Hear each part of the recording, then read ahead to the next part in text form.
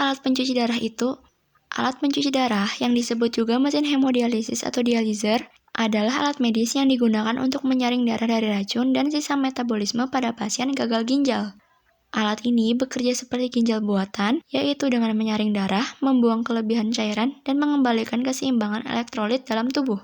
Fluida adalah zat yang dapat mengalir dan menyesuaikan bentuk wadahnya, meliputi cairan dan gas. Dalam alat cuci darah atau hemodialisis, fluida yang berperan yaitu ada dua, yakni darah pasien dan cairan dialisat.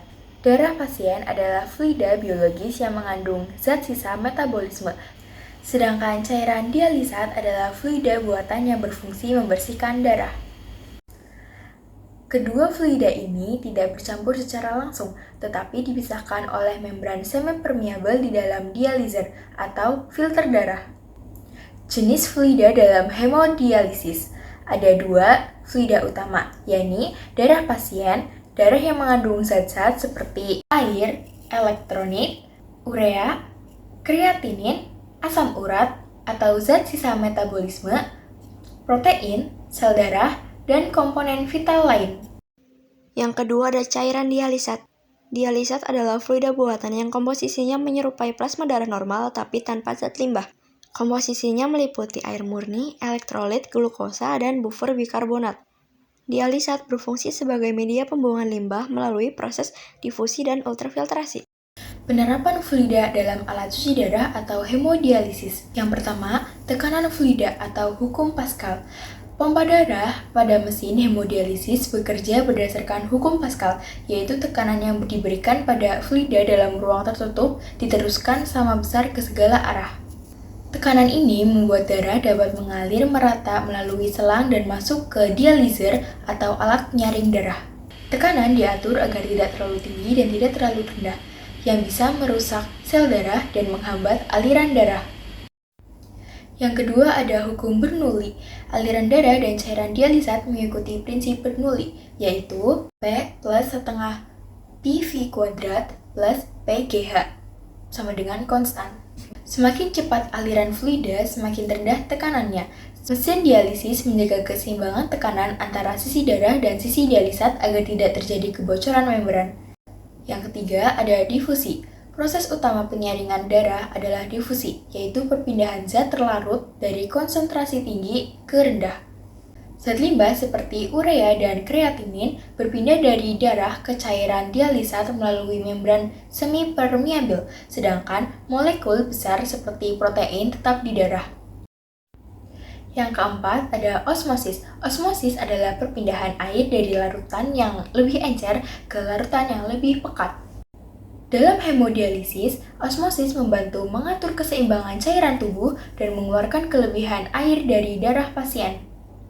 Yang kelima, ada ultrafiltrasi. Terjadi karena perbedaan tekanan antara darah dan cairan dialisat, tekanan transmembran atau TMP. Tekanan ini memaksa air dan molekul kecil keluar dari darah ke dialisat. Prinsip ini sama seperti gaya dorong fluida pada tekanan tinggi. Komponen hemodialisis yang menggunakan prinsip fisika. Pertama ada pompa darah menggunakan prinsip tekanan fluida atau Pascal yang berfungsi mengalirkan darah dengan tekanan stabil. Yang kedua ada dializer atau filter menggunakan prinsip difusi, osmosis, dan ultrafiltrasi. Fungsinya sebagai tempat pembersihan darah. Yang ketiga ada sensor tekanan dan flow menggunakan prinsip Bernoulli dan dinamika fluida. Fungsinya mengontrol kecepatan dan tekanan aliran. Dan yang terakhir ada pompa dialisat yang menggunakan prinsip hukum kontinuitas fluida. Fungsinya yaitu menjaga debit aliran dialisat konstan. Sistem pengendalian fluida dalam mesin hemodialisis.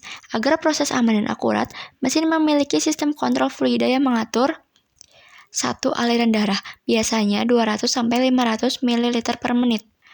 2. Aliran dialisat, sekitar 500 ml per menit.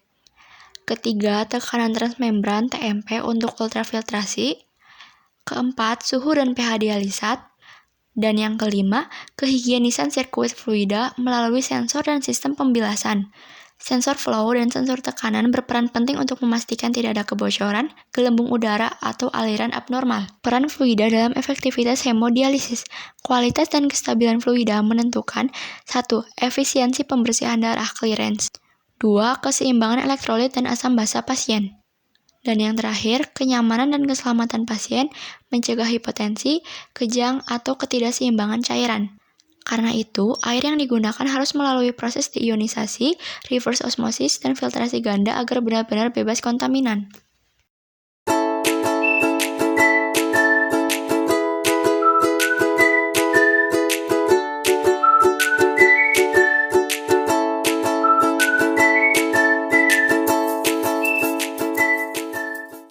Dari materi tentang fluida dalam alat cuci darah atau hemodialisis, saya memahami bahwa prinsip-prinsip fisika seperti tekanan fluida, hukum Bernoulli, difusi, osmosis, dan ultrafiltrasi memiliki peran penting dalam proses medis nyata.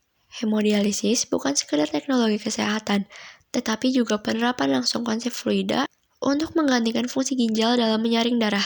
Pembelajaran ini menunjukkan bahwa ilmu fisika tidak hanya bersifat teoritis, melainkan sangat relevan dan berdampak besar dalam menjaga kehidupan manusia.